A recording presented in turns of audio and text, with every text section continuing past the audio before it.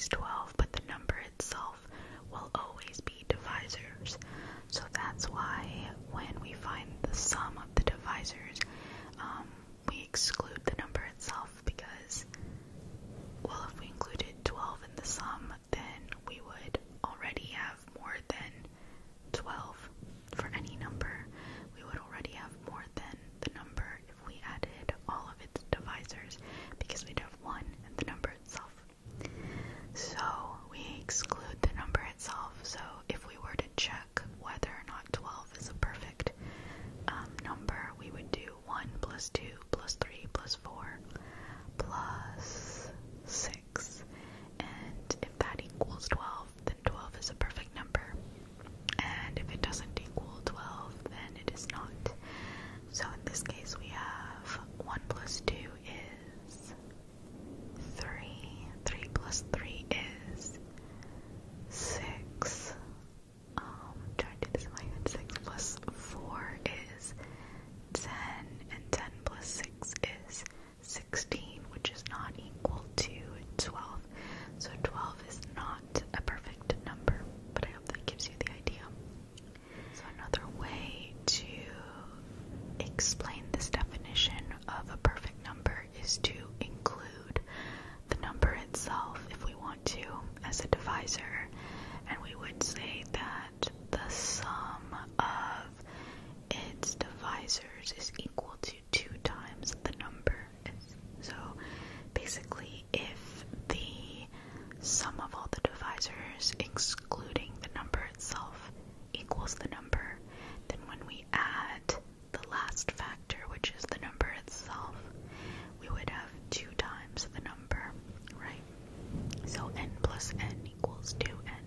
So you might see that as well as a definition. So there is a word for the divisors, not including the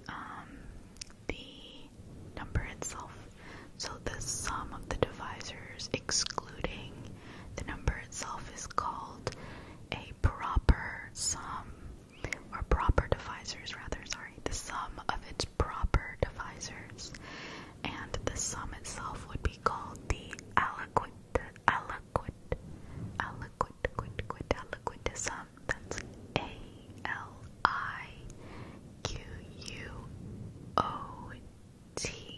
aliquot sum. So if a number is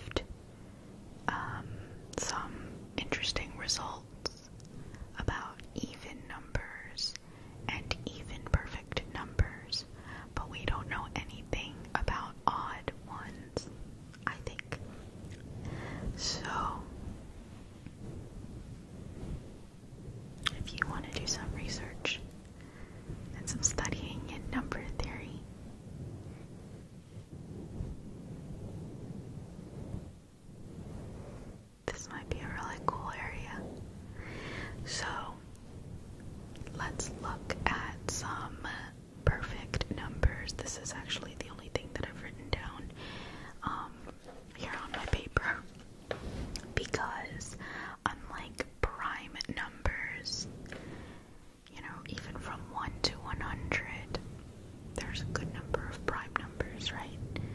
And you can kind of just test one at a time and kind of see if they're prime.